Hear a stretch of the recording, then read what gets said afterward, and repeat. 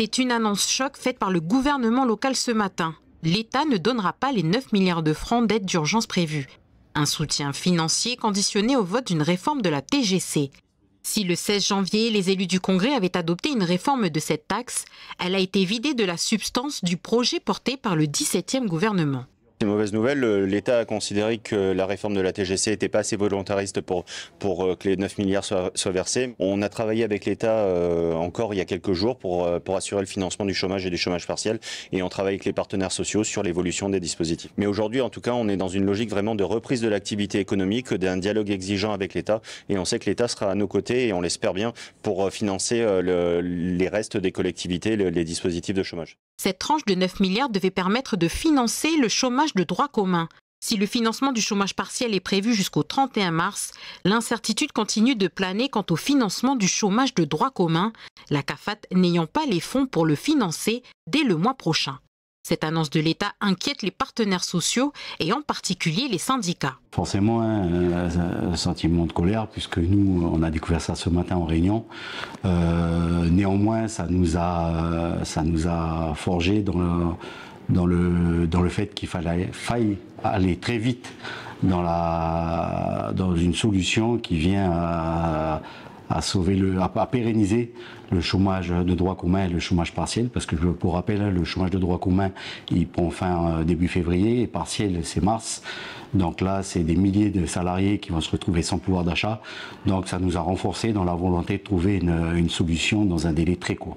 Le 18e gouvernement dit poursuivre ses discussions avec l'État, mais aussi avec les partenaires sociaux. L'exécutif a d'ailleurs créé une commission pour travailler sur le dossier sensible du financement des comptes sociaux. Voici le premier bus 100% électrique du pays. Qu'est-ce qui change des bus thermiques? Le silence et aucun gaz d'échappement.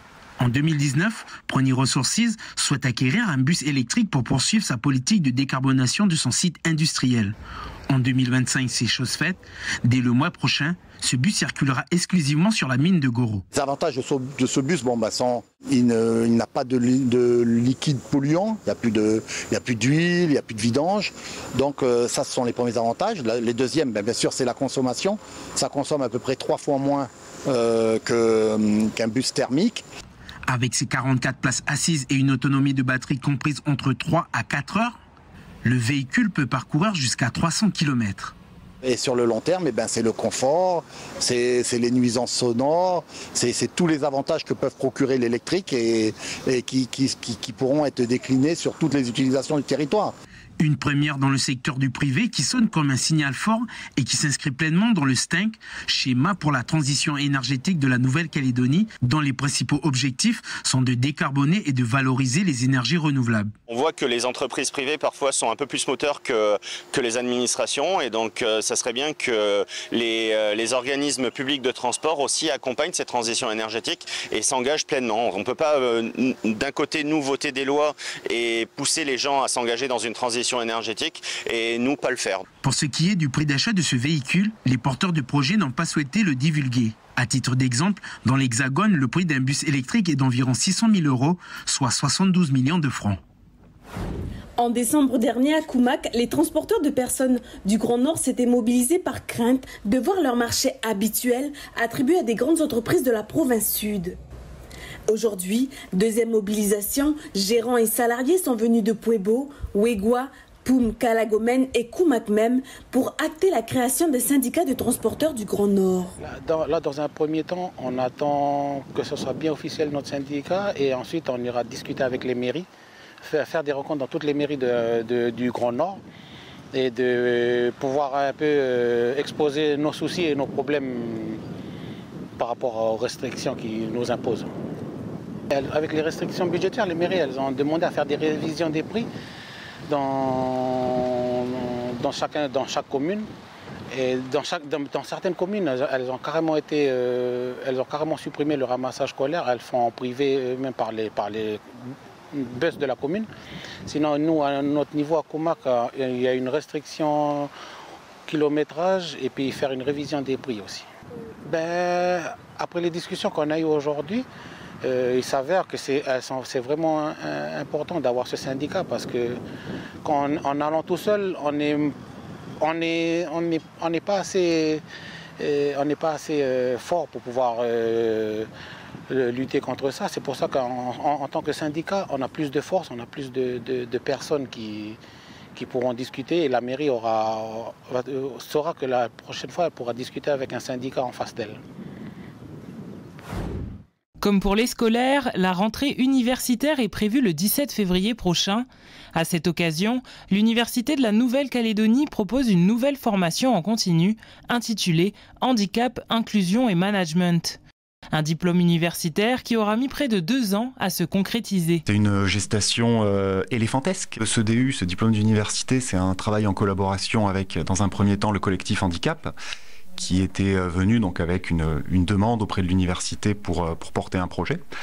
Et donc des échanges se sont constitués pour ensuite donc monter un programme de formation, identifier des publics, définir des objectifs de formation et ensuite impliquer un certain nombre d'acteurs à l'intérieur, des intervenants issus de différentes institutions qui travaillent sur le handicap, mais aussi d'associations qui travaillent sur le terrain, et puis bien sûr des universitaires de l'UNC, des anthropologues notamment, et aussi des universitaires métropolitains, spécialistes du handicap. Ouvert aux étudiants titulaires d'un Bac+2 et aux professionnels, la formation proposera des modules théoriques et pratiques de février à août 2025. Objectif, mieux appréhender la réalité du handicap, notamment dans le monde du travail. C'est une première et puis on trouve que c'est très utile parce qu'aujourd'hui en Nouvelle-Calédonie on a à peu près 4500 personnes qui ont la reconnaissance de travailleurs handicapés et sur ces 4500 on en a seulement 600 qui sont en emploi. Donc on se rend compte que des fois il y a beaucoup de méconnaissances sur le sujet du handicap. Donc on espère que ce DU va permettre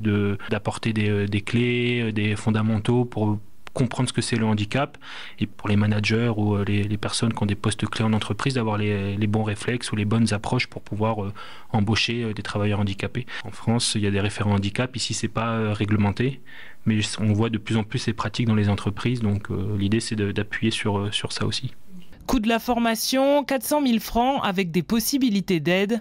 Il est encore possible de déposer un dossier en ligne. Les inscriptions ont été prolongées jusqu'au mardi 4 février. Moi, c'est Ricky, enchanté Juliette. Ce visage incarne le tourisme awégois. Richard, dit Ricky, est le seul à proposer une activité touristique au village. 10 ans qu'il emmène les touristes à la découverte du fleuve le Diaote. C'est la plus grande rivière du territoire, elle fait 90 km de long, elle prend sa source en amont dans ces directions, donc entre Yengen, Gomen, Koumak et Wégua, donc sur le même massif que le Mont-Panier. Comme toutes les autres structures touristiques de la zone, Ricky a dû arrêter ses prestations pendant quelques mois à la suite des événements qui ont touché le pays. J'ai repris au mois de septembre. Agréablement surpris parce que le mois de septembre a été assez chargé pour nous. Donc les gens continuent de nous faire confiance à Tarab Destination et à ma famille. Ce qui était le bienvenu après 4 mois d'arrêt avec des dépenses qui n'étaient pas du tout prévues. Ce qui était compliqué pendant cet arrêt, c'est d'être dans l'incertitude. Donc j'ai même pensé à tout arrêter, à fermer.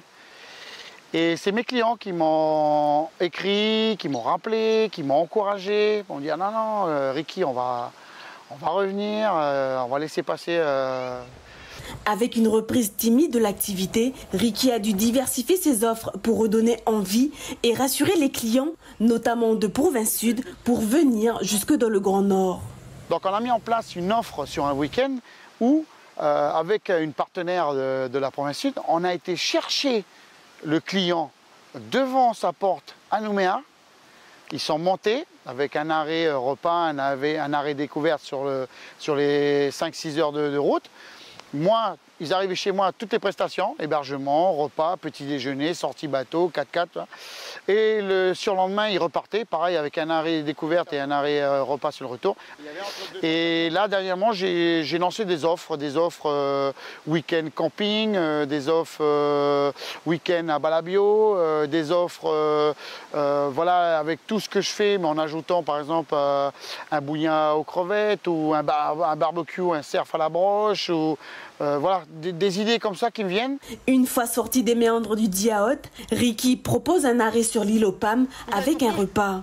Priscilla, qui découvre l'activité, est enchantée. Ça fait très longtemps que je voulais le faire en fait. Avant, j'étais directrice d'un établissement hôtelier. Et en fait, je le conseillais à tous mes clients et j'ai jamais eu l'occasion de le faire. À chaque fois, j'ai toujours eu un empêchement. Donc là, aujourd'hui, c'était enfin la concrétisation d'un rêve. C'est génial. Moi, je le recommande à tout le monde. Ricky s'attend à une année moyenne. Peu importe, ce passionné de sa région est toujours là pour partager et raconter ses histoires. Quant à Priscilla et sa petite famille, ils termineront la journée au point de vue de Tarap sur un beau coucher de soleil.